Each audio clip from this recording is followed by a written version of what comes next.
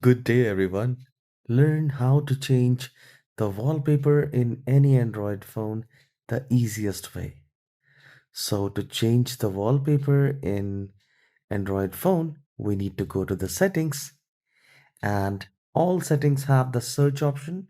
You need to find where exactly it is. In my case, it is in the bottom side. I'll click on that and I'll search wall paper.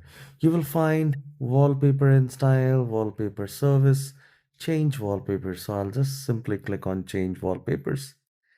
And from here, you can choose the color palette, or you can simply click on change wallpaper. And from here, you can select whatever you want to. I'll just select like this, and this will change the wallpaper for me.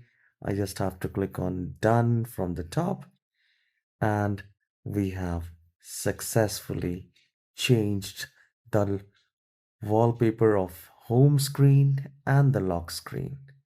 Please subscribe for more tutorials like this. Have a wonderful day.